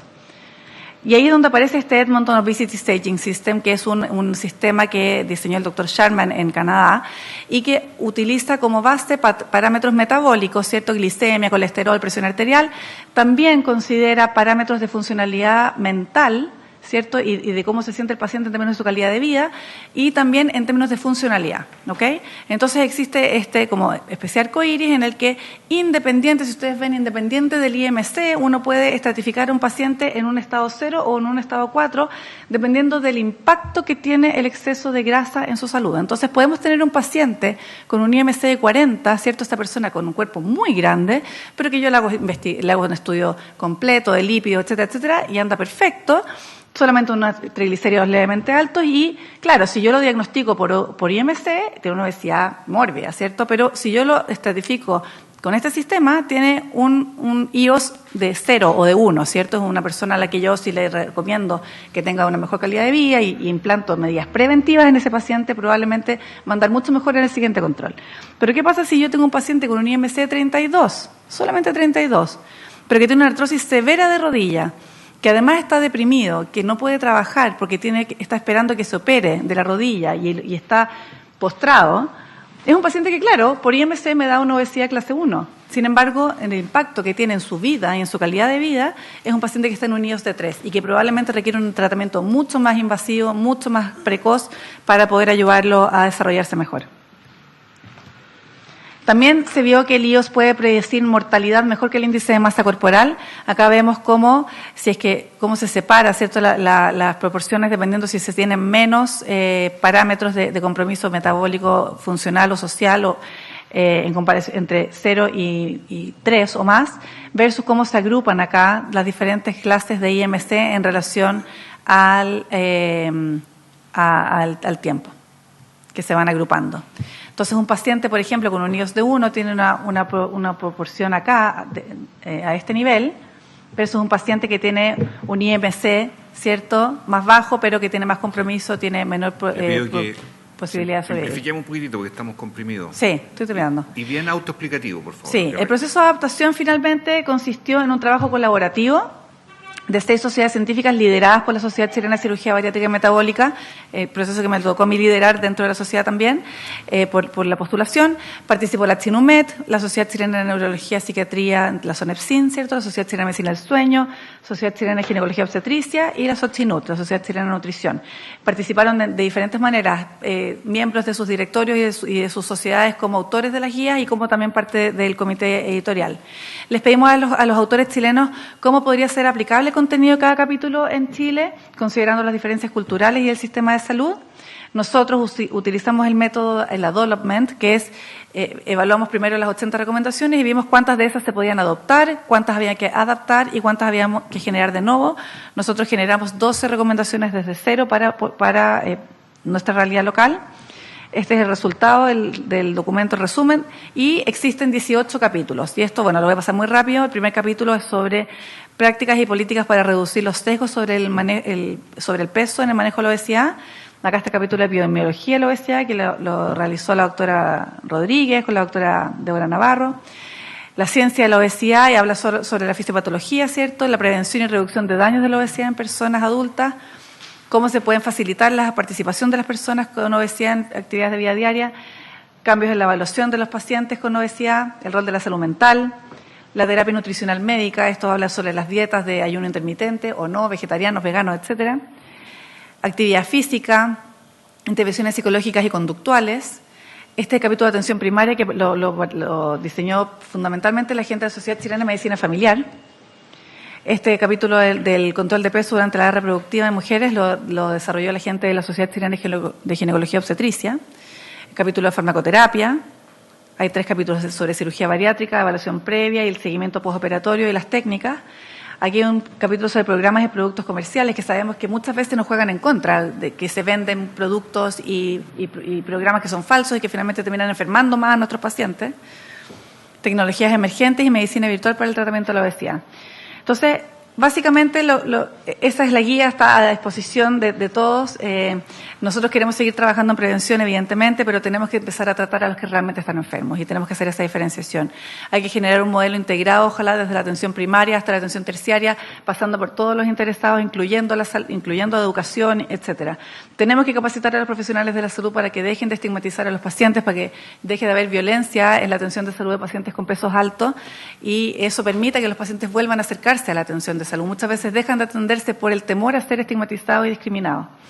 Tenemos que tratarla según severidad de enfermedad y no según índice de masa corporal. Y a nivel de los pacientes es fundamental y perentorio ayudar en la alfabetización, educar y trabajar junto con los pacientes e incluir las experiencias en las tomas de decisión sobre salud. Y en base a todo este trabajo creo que podemos tener eventualmente un cambio en la curva de ascenso que hemos tenido sostenidamente en las cifras de obesidad en nuestro país. Muchas gracias. Muy amable. Senador Chaguán, les pido a todos comprimir un poquito los tiempos, los esfuerzos. Les pido una prórroga así de 15 minutos para que le demos tiempo al secretario. Bueno, senador Chaguán. Epistemónico es efectivamente una fundación que ha estado trabajando fundamentalmente con la posibilidad de incorporar todos los papers en línea que se van generando a nivel global. O sea, además es una plataforma chilena que ha estado trabajando en paralelo o emulando lo que ha hecho IBM con Watson, que permite justamente lectura en tiempo real de los distintos papers que se van generando a nivel global. Esto ha ayudado fundamentalmente en estudios en materia de consumo de marihuana, cannabis u otra, y efectivamente muestran un esfuerzo de generar una visión más bien omnicomprensiva, holística respecto de cómo enfrentamos los temas de salud de la población. Y hoy día tenemos un problema grave. Las enfermedades crónicas no transmisibles se han transformado en pandemia. Y se han transformado en pandemia como somos capaces efectivamente de atender a las causas. Una de las principales causas es esta. Cómo generamos hábitos. Y en materia de hábitos, tenemos no solamente aquello que se ha planteado hoy día, que dice relación con qué comemos. Nosotros somos lo que comemos.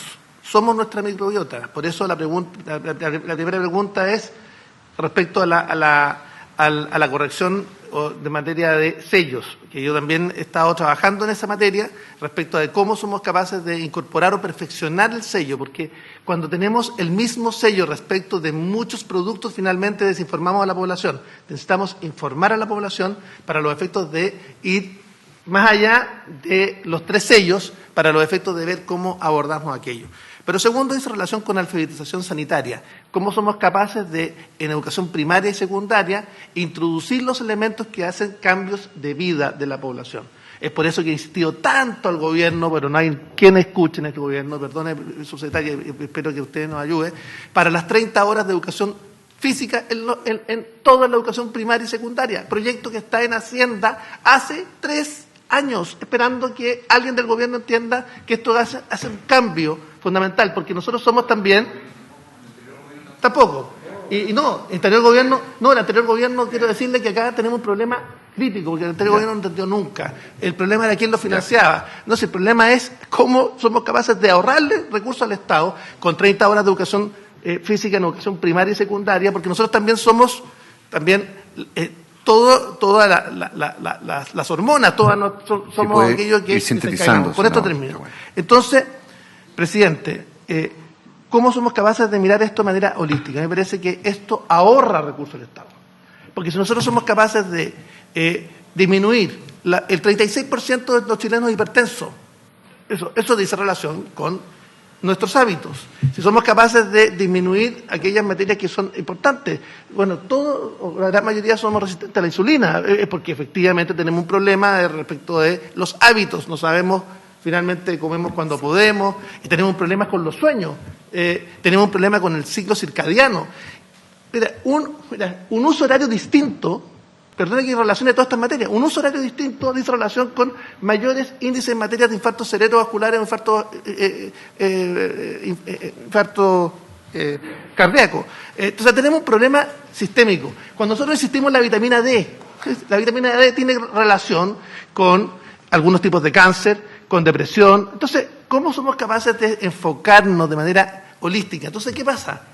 El Ministerio de Salud y esta comisión termina haciendo siempre cuestión de trinchera, de contingencia, de la preocupación cotidiana. Y la mirada holística se ha perdido porque acá no hay nadie que la haga, salvo la Comisión de Desafío del Futuro, que ha logrado hacer esa comisión, esa mirada holística, pero no tiene la fuerza necesaria para poder implementar cambios en las políticas públicas. Por tanto, la pregunta simplemente es ahora sí, respecto a la respecto del quinto factor o el quinto sello.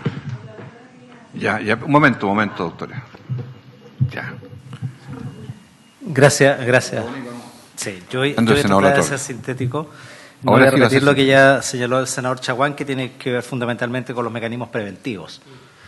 Yo quiero ir un poquito más allá. Y perdónme que saque este ejemplo, pero normalmente todos nosotros somos invitados a los desfiles de fiestas patrias, en fin, desfiles en los colegios y todo. Y es tremendo ver cómo pasan los niños y niñas obesos. Y la excepción son los delgados. Entonces, estamos frente a una situación compleja y que no solo se resuelve a nivel de prevención, que evidentemente, si fuera una prevención más eficaz, no tendríamos estas dificultades, sino más bien mi consulta tiene que ver con los temas de tratamiento. Es decir, la obesidad está reconocida por la OMS como una enfermedad crónica, por lo tanto tiene una necesidad de tratamiento. Esa necesidad de tratamiento tiene que partir desde una política pública, después se deriva a las normas técnicas, en fin, y todo se orienta a las conductas clínicas. Desde esa perspectiva, entonces, uno se pregunta, ¿necesitamos un proyecto de ley para esto? A lo mejor sí.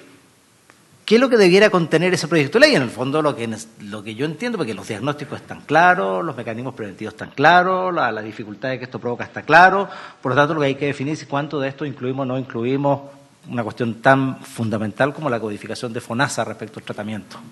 La codificación, si se codifica en FONASA, evidentemente se codifica en ISAPRE, en el sistema privado. Entonces, al final, ¿necesitamos una ley para eso o necesitamos solamente que el Ministerio de Salud diga, sabe que en realidad tenemos que incluir el tratamiento de la obesidad en las prestaciones de salud que son susceptibles de ser financiables por los sistemas de seguro público o sistemas de seguro privado? ¿Y eso a qué equivale? Plata. Eso es. Entonces, en definitiva, lo que le pregunto al Ministerio de Salud, porque yo no creo que no tengan claro esto, yo creo que lo tienen absolutamente claro y también lo han estudiado y también han interactuado y probablemente haya que definir o actualizar normas técnicas y orientar conductas clínicas, y eso es una cuestión de tiempo y lo podrán hacer. Pero eso va asociado a recursos. Entonces, mi pregunta es si efectivamente no creo que haya problemas de voluntad. Yo quiero ver aquí si tenemos recursos para hacer esto y si hay voluntad de destinar recursos a esto en vez de otras cosas, digamos, que hoy día podrían sacarse de otro, porque yo no sé cuánta efectividad tiene el programa Elige Vivir Sano, todos estos programas preventivos, no sé si la Dirección de Presupuesto habrá evaluado esos planes para ver si tienen efectividad, porque en Chile estamos acostumbrados a evaluar planes y decir que son malos y ahí siguen. ¿Por qué? Porque no queremos despedir gente, porque, en fin, cualquier argumento hay para no terminar con los planes, los proyectos o iniciativas del Estado que no funcionan y que no tienen resultados positivos. Entonces mi pregunta es directamente al Ministerio de Salud. Voluntad yo creo que tienen, de todas maneras. ¿Recursos para esto? Y ese es el punto, que sacamos con hacer ley, porque además esto yo no sé si necesita ley. Yo creo que esto necesita probablemente, claro, por ley podríamos obligar, pero ahí vamos a estar con el tema de presupuesto. Ese es todo la consulta mía. ¿Tenemos recursos para esto en el país? Y si los tenemos o no los tenemos. ¿Existe la voluntad para destinar importantes recursos al tratamiento? No estoy hablando solamente de las medidas preventivas de tratamiento, porque ya estamos tarde ya. Ya es cosa de pararse, mirar los desfiles, los niños en las escuelas cuando vayan a iniciar el colegio, en fin, fiestas patrias, 21 de mayo, y eso uno se da cuenta de inmediato el problema que tenemos. Entonces, esa es mi pregunta, presidente, y después quería dejar para el final una consulta respecto al examen CONASEM, no sé si me da un minuto al final. Sí, después un punto. Senador Latorre. Gracias, presidente. Bueno, agradecer las presentaciones. Muy interesante. Quería hacer dos consultas. Una, si hay conocimiento, la magnitud, acá puede ser también la pregunta hacia la subsecretaria subrogante, de la relación que existe entre la prevalencia de la obesidad y otras enfermedades crónicas, ¿no? Pero que se encuentran cubiertas por GES. Qué sé yo, diabetes, hipertensión, se habló de salud mental, ¿no? Entonces, cáncer. Entonces, cómo se va abordando integralmente, ¿no? Dentro del sistema de salud las comorbilidades. Esa es como una pregunta que tengo, como en términos de porcentaje de personas, de protocolos de intervención integral. Por ahí es mi consulta. Y lo otro que también tiene que ver con el abordaje del tratamiento, y me parece muy bien poner el énfasis en la enfermedad, no es una enfermedad, no solo estilos de vida, que creo que es importante, o sea, si bien ayuda, pero no solo estilos de vida, enfermedad. Ahora, esto implica fármacos, cirugía, claro, nutricionista, todas las anteriores, y claro, pensando en una atención personalizada, perfecto, pero cuando tenemos un problema de las magnitudes poblacionales, digamos, ¿no?, que hay en Chile, abordajes de pronto desde la atención primaria de la salud, más desde lo grupal. No sé, si pudieran un poquito también ir hacia allá, porque es distinto desde la consulta clínica privada, individual, a una cosa más de política pública y desde la atención primaria. Bueno, por ahí mis consultas. Muy bien. Yo un par de preguntas solamente para que la subsecretaria y también Mónica puedan. Una a Mónica y la doctora Price. Hoy día, para diagnosticar un sobrepeso o una obesidad, si el índice de masa corporal y la cintura no es tan fidedigno, ¿qué es más fidedigno? Para que le digamos al público cuándo saber realmente que una persona tiene un grado de sobrepeso o no. Por ejemplo, la impedanciometría o métodos de ese tipo, ¿cómo están, qué acceso tienen hoy día a la población para que haya? Porque esto se habla mucho y se dicen muchas cosas que al final no se conocen. Y luego, ¿qué efecto tienen productos tipo Ocrafit, por ejemplo, o productos de esa naturaleza que impiden absorción y que parecen naturales o más amigables? En fin, ¿qué valor tienen hoy día en el uso habitual de las personas? Y a la subsecretaria, plantearle, estábamos revisando aquí en Secretaría, hay dos proyectos de acuerdo del Senado, uno del año 2021 y otro del 2022, agosto y septiembre de cada año, unánimes del Senado de la República, en el cual le pide al Ejecutivo que considere la obesidad como una enfermedad crónica con todos sus financiamientos y derivaciones posibles. Hay dos, pero aquí vamos a hacer más de lo mismo y proyecto de ley además asociado. Ya. O sea, tenemos ya instalada una necesidad, subsecretaria. ¿Qué hace falta? ¿Qué se requiere para que, a juicio suyo, que está en el tema, que entiende la magnitud epidemiológica de este fenómeno, falta para que podamos dar ese paso que tenga implicancias concretas en la vida de las personas, en políticas públicas, en definiciones, financiamientos adicionales, dada la magnitud de la crisis que tenemos hoy día con este 75% en Chile de la población entre sobrepeso y obesidad? Esas son mis formulaciones. Se le ofrece la palabra, primero a Mónica, doctora, las preguntas que se han hecho a usted y después la subsecretaria. O si quiere al revés, si quiere parte la subsecretaria, que no ha tenido espacio, mejor, subsecretaria, que para tener más tiempo. Bueno, señor presidente, por su intermedio, saludo a los senadores aquí presentes y a todos los invitados. Bueno, efectivamente, el tema de la obesidad para nosotros efectivamente es un problema que queremos hacernos cargo, por supuesto. Si bien hemos tenido muchos avances en la materia de prevención y queremos seguir trabajando en ello, particularmente hoy día nos encontramos ya finalizando un plan para la prevención de la obesidad en niños, niñas y adolescentes, que si bien tiene grandes líneas estratégicas inicialmente, espera operativizar estas grandes líneas en cosas bien concretas, donde ahí esperamos también ir mirando el tema del tratamiento, particularmente en niños y niñas y adolescentes, porque sabemos que si atacamos el problema ahí, la posibilidad de mejoras a largo plazo, digamos en un futuro, un adulto, podemos prevenirlo bastante tiempo. Entonces, dentro de ese mismo proyecto, que además entendiendo que la obesidad es un tema multifactorial, por lo tanto no solo involucra a salud, involucra a muchos sectores, ¿no? Educación, el mismo el Elige Vivir Sano, que no está sentado principalmente en el Ministerio de Salud, sino más bien en el Ministerio de Desarrollo Social, agricultura, trabajo, o sea, hay varios sectores que nos involucran como Estado a abordar este problema. Entonces, hoy día, ¿en qué estamos en nuestro plan? Estamos afinando acuerdos con estos sectores que les he mencionado para que las medidas que nosotros queramos implementar tengan su correlato en estos espacios, ¿no? En estas instituciones del Estado, porque solos no podemos, la verdad. Este es un gran problema y, por lo tanto, a nivel preventivo necesitamos estar todos los sectores. En el tema del tratamiento, que es algo que nos compete más directamente, efectivamente tenemos una deuda que yo puedo justificar una pandemia y millones de otras prioridades que se nos asientan en salud constantemente y cuya capacidad humana no siempre nos da el espacio para poder abordarla de la manera que queremos. Esperamos nosotros que con este plan también podamos ir mirando el tema del tratamiento, como ya lo dije, y creemos que es algo que tenemos que seguir trabajando, pero por ejemplo hoy día, a propósito de la consulta del senador Latorre respecto al tema de las guías de práctica clínica y tema GES, es algo que nosotros queremos priorizar, ¿no? Tenemos 85 problemas de salud cuyas guías de práctica clínica no están todas necesariamente actualizadas y entonces ahí necesitamos también reforzar, o sea, en verdad hay un trabajo importante en estas materias donde efectivamente ahí, por ejemplo, para el tema de diabetes, hipertensión, ciertos cánceres, sabemos que si bien la obesidad es una enfermedad en sí misma, también es un factor de riesgo para otras, claro.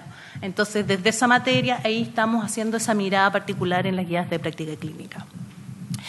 Con respecto al tema de la voluntad, tenemos toda la voluntad. Con lo que estoy diciendo se expresa lo que estamos trabajando y la voluntad de avanzar en este problema, pero efectivamente tenemos un problema de recursos, ¿no?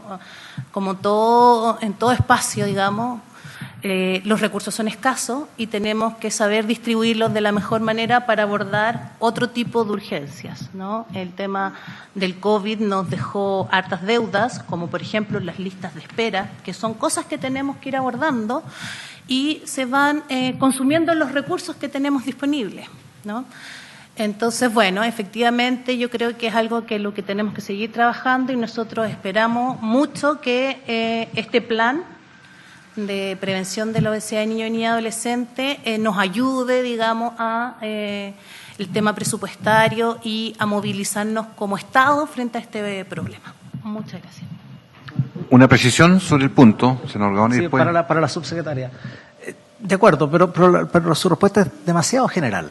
Entonces, yo quisiera saber si efectivamente tenemos una definición de por lo menos, o se está trabajando ya en cómo debieran ser estos tratamientos, de tal manera de a lo menos ir teniendo una idea de más o menos cuánto cuesta esto y cómo gradualmente o progresivamente se puede implementar, porque si la respuesta es, sí, tenemos un problema, no hay presupuesto y nos quedamos ahí, no, yo quisiera saber si efectivamente se está trabajando el tema, digamos, porque esto es una situación grave, el 75% de personas con sobrepeso es grave.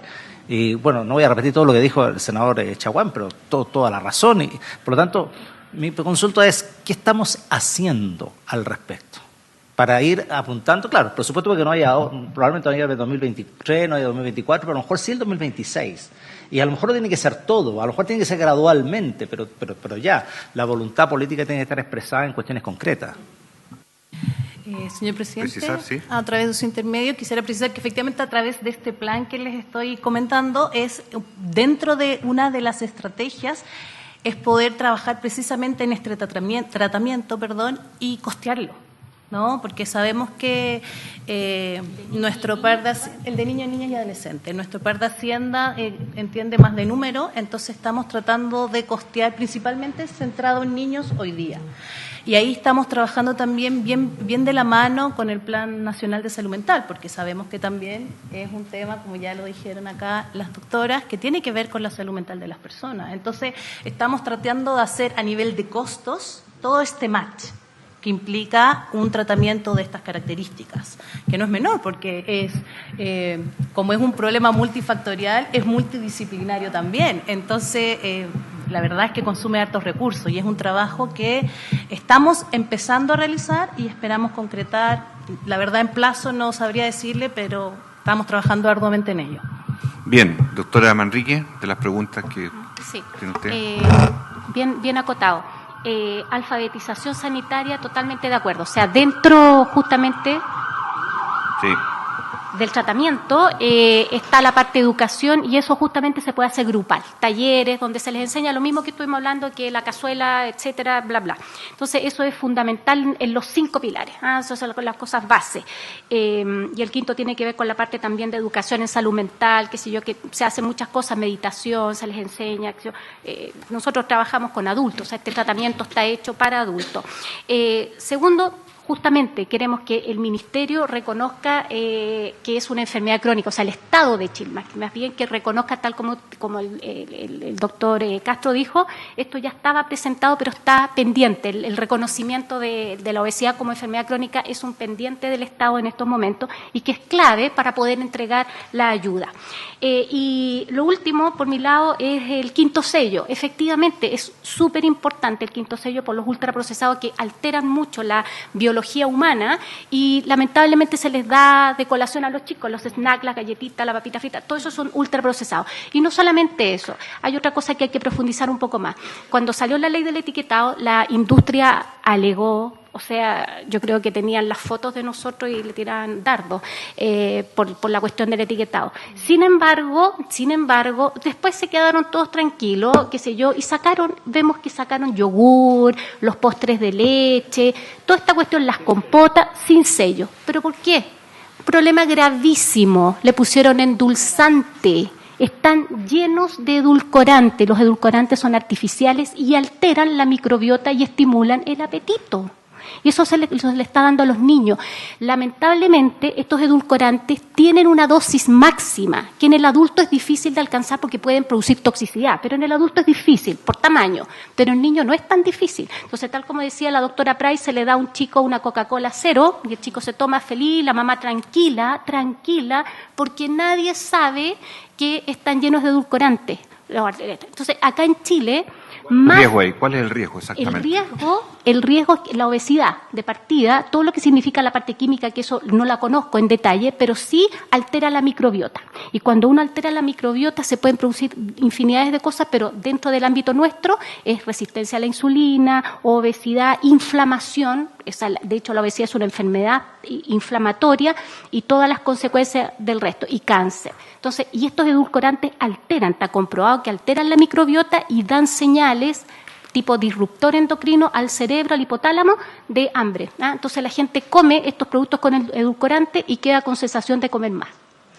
Entonces, bueno, yo creo que el quinto sello va para el ultraprocesado y también para los edulcorantes. Es fundamental porque nadie sabe eso. De hecho, en las estadísticas que se presentó ahora en la Chinumet, la mayoría de los países usan edulcorantes, pero menos en sus productos tipo snack, que son ultraprocesados, es no más allá de un 10%. Acá, de los productos tienen edulcorante. Aquí en Chile, sobre el 50% de los productos dulces tienen edulcorante. Y eso no se anuncia, se pone en una letra enana en la parte donde dice ingredientes. Eso no puede ser. La señora piensa que está dándole algo sano a los niños y es una cosa espantosa. Yo creo que ese y ahí termino mi parte. Respecto a la pregunta que yo le hice. ¿Qué me dice? Le hice sobre impedanciometría, medición real de sobrepeso, obesidad y uso de Ocrafit. Sí, eso lo voy a decir al tiro, lo del Ocrafit, porque hay una cosa anecdótica. Cuando yo estuve trabajando en la Católica en el tema fue el primer programa de obesidad que se hizo. Yo estoy vieja en esto, no sé, pero yo soy menor, pero doctor, usted acuérdese que cuando hacíamos turno ahí en la posta 3 con el doctor.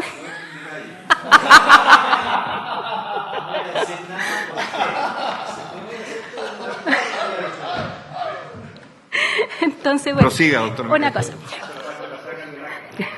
Entonces, la parte anecdótica. Resulta que en algún momento estaba de jefe del programa de obesidad en la Católica y llega una periodista, la Carola Fuente, que es conocida por periodista científica, qué sé yo, y me dice, doctora, necesito por favor que me vea si esta crema, la 40 no sé cuánto, que todavía la venden, la 40 no sé cuánto, si realmente reduce 10 centímetros de cintura. Y yo dije, ¿qué es esto? Y me muestra la publicidad. Se ponía la crema una modelo y después de una hora reducía 8 centímetros de cintura. Entonces, bueno, le pregunto a mi jefe, la Católica es media complicada, le pregunto a mi jefe, oiga, esta cuestión hay que hacerla, o sea, mire lo que está pasando, la crema era carísima, 40, 50 lucas, lo que sería más o menos ahora.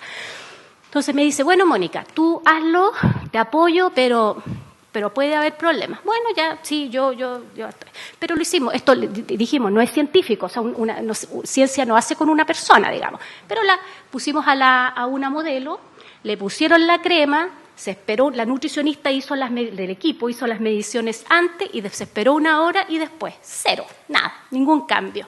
Y ahí quedó y se presentó en el noticiario. Terminando el cuento, esto fue diciembre, justo en la época, y en marzo me llega una citación al tribunal, juzgado, no sé qué, con apercibimiento de arresto. Yo estaba de vacaciones, yo no cacho mucho de leyes. Entonces dije, bueno, voy en marzo, y no fui, po. Y después llegan y todos me dicen, Mónica, qué sé yo, esta cuestión es grave, qué sé yo, y llegan unos abogados del Canal 13, porque demandaron a la Católica, al Canal 13, el dueño de la crema, Católica, Canal 13 y al CERNAC, porque el CERNAC también está y apoyó que efectivamente el producto. Resumiendo, en tribunal, con los abogados atrás, qué sé yo, dije, bueno, voy a hacer lo que sé. Pues, efectivamente, la cuestión usada, revisé bien los ingredientes, cero, y el tipo demandaba por $2 millones a cada uno de los participantes, CERNAC y todo, entonces estaban los abogados del Consejo Nacional, del Consejo de Defensa del Estado.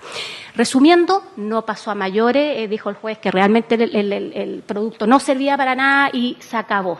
Y pasó, y el tipo perdió no sé cuánta plata. Pero después, a los 3 años, otra vez está vendiendo lo mismo. El Ocrafit, doctor, no sirve para nada.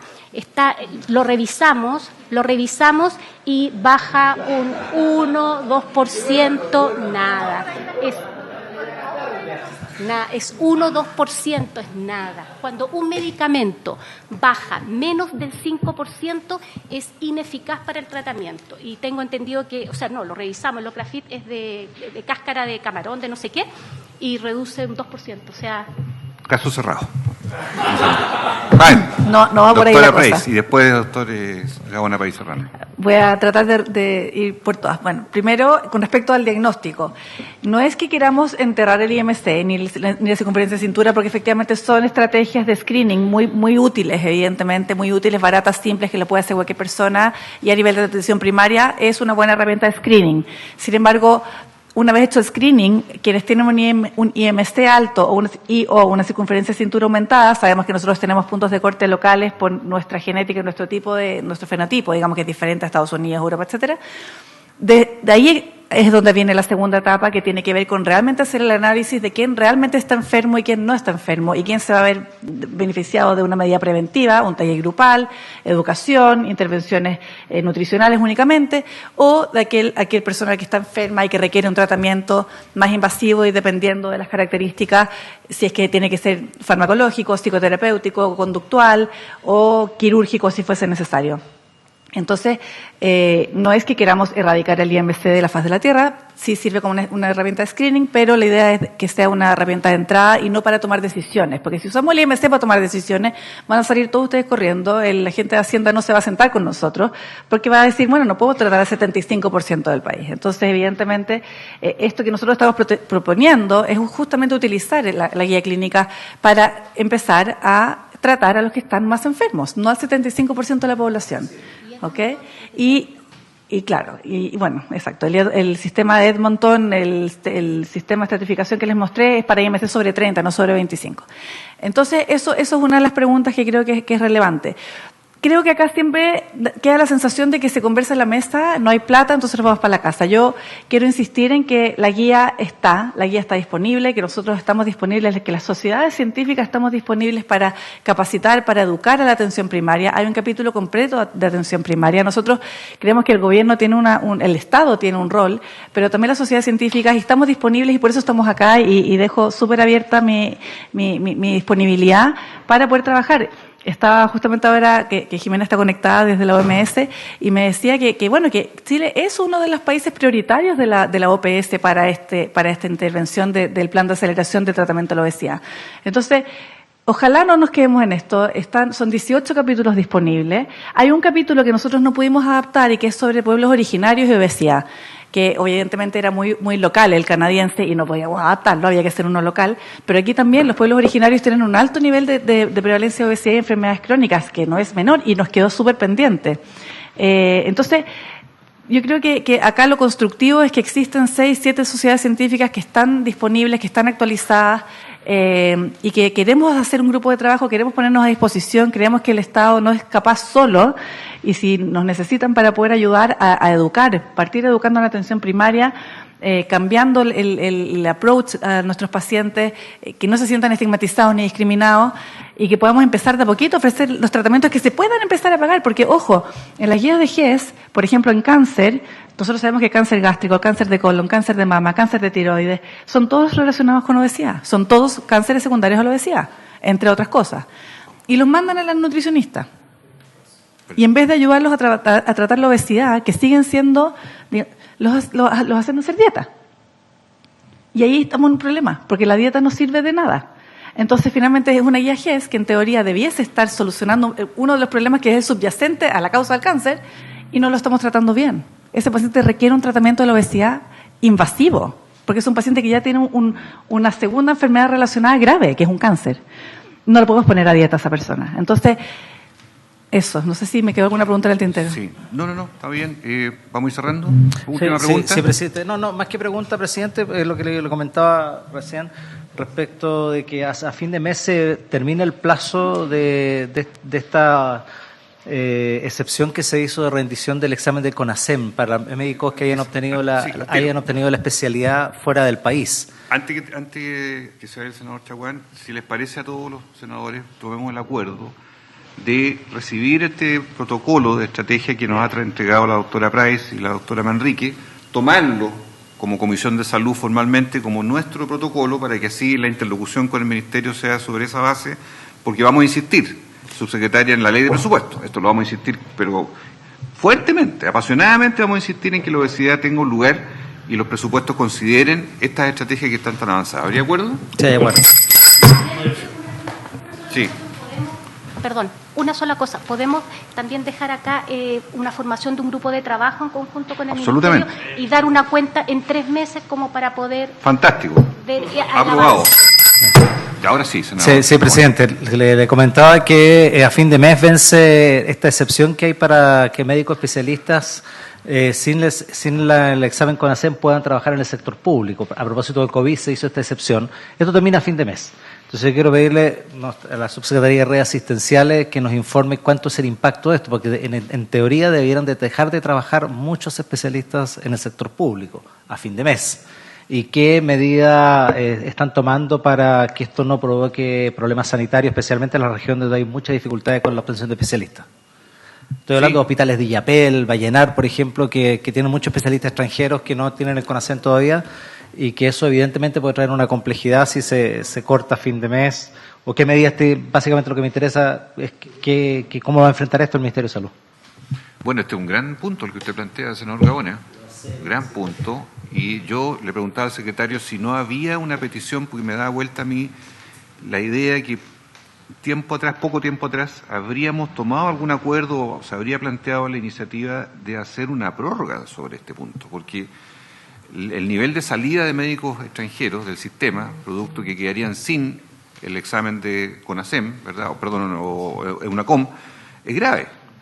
Entonces, si gusta, le demos suma urgencia para que mañana, que va a estar el Ejecutivo de nuevo, aquí está don Jaime Yungén, nos pueda mañana en la sesión de la mañana, martes, entregar un reporte sobre este punto planteado por el senador Gaona respecto al impacto del fin de la alerta sanitaria en los EUNACOM, ¿verdad?, en el sistema, y ahí tomar un acuerdo nosotros, según lo que nos informe el Ejecutivo. ¿Le parece? Sí, presidente. También quiero dejar claro que yo no quiero que se eximan del CONASEM, sino quiero ver cómo lo hacen para resolver este tema, digamos. El equilibrio asistencial. ¿Habría acuerdo? Hay acuerdo. Muy bien, pues. Muchísimas gracias, subsecretaria Camila Silva, doctora Mónica Manrique, doctora Price. Ha sido una excelente reunión y seguimos adelante con este gran tema del combate a la obesidad. Muchísimas gracias. En 3 meses.